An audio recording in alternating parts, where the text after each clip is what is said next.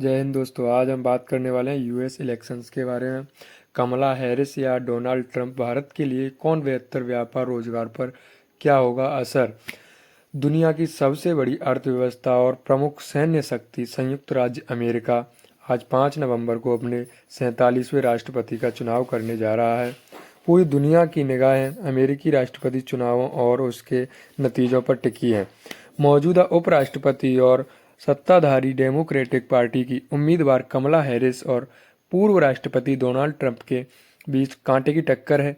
इसी के साथ दुनिया भर के देश यह अनुमान लगाने में मशगूल हैं कि किसके चुनाव जीतने पर उसका हित साधेगा और शुभ लाभ होगा। भारत भी इससे अछूता नहीं है, क्योंकि दुनिया के इस सबसे ताकतवर देश की नीतियों, रक्षा रणनीतियों और आर्थिक विकास से दुनिया भर की कई चीज़ें प्रभावित होती हैं। इस चुनाव का मुख्य असर भारत की रक्षा नीति, व्यापार और रणनीतिक क्षेत्रों में भारत अमेरिका द्विपक्षीय संबंधों पर पड़ेगा, क्योंकि अमेरिका भारत एक प्रमुख निवेशक देश है जो बुनियादी ढांचे से लेकर विनिर्माण, प्रौद्योगिकी विकास और नवीनीकरणीय ऊर्जा क्षेत्र में भागीदारी निभा रहा है। इसके अलावा बड़ी संख्या में प्रवासी भारतीय रोजगार के सिलसिले में अमेरिका में बसते हैं।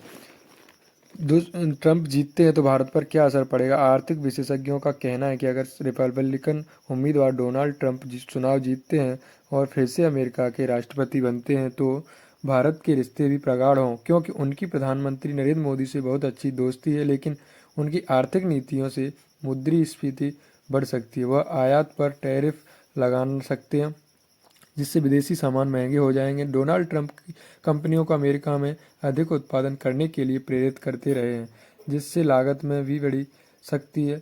मिंट की एक रिपोर्ट में कहा गया है कि ब्रोकरेज फर्म जेएम फाइनेंशियल अनुसार ट्रंप की अपेक्षाकृत विस्तारवादी प्रकृति की है। उन्होंने निगमों, खासकर अमेरिका में विनिर्माण करने वाली कंपनियों के टैक्स रेट को कम करने की अपनी प्राथमिकताएं बताई हैं। इनके अलावा उन्होंने चीन से होने वाले आयात पर लगभग 7% या सबसे अधिक टैरिफ लगाने और बाकी दुनिया पर 10 से 20% टैरिफ लगाने की अपनी मंशा जाहिर की है। इससे भारत के कपड़ा, दवा उद्योग और आईटी सेक्टर पर बुरा असर पड़ सकता है। इतना ही नहीं, ट्रंप इमिग्रेशन पॉलिसी को लेकर भी सख्त रहे हैं। उनकी इमिग्रेशन पॉलिसी से अप्रवासियों को परेशानियां हो सकती हैं। इससे अमेरिका में श्रम आपूर्ति बाधित हो सकती है और प्रवासी भारतीयों के लिए रोजगार का खतरा उत्पन्न हो सकता है। ट्रंप अपनी अमेरिका फर्स्ट पॉलिसी को आगे बढ़ा सकते हैं, जिससे भारत को H-1B वीज़ा मिलना मुश्किल हो सकता है। ट्रंप कहते रहे हैं कि प्रवासियों ने हमारे देश पर कब्जा कर लिया है, लिहाजा वह इसके खिलाफ सख्त कदम उठा सकते हैं। अनुमान जताया गया है कि ट्रंप के कार्यकाल में डॉलर और मजबूत हो सकता है, इससे भारतीय अर्थव्यवस्था भी प्रभावित होगी।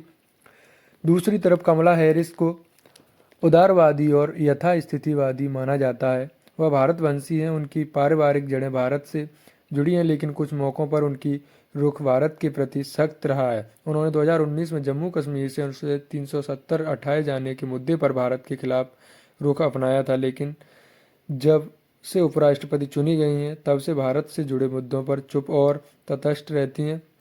इसके अलावा कमला हैरिस भारत चीन से होने वाले आयात पर टैरिफ नहीं बढ़ाने और यथास्थिति बनाए रखने की अपनी प्रतिबद्धता दोहरा चुकी हैं। हैरिस के राष्ट्रपति बनने और आयात शुल्क नहीं बढ़ाए जाने से भारत को फायदा हो सकता है।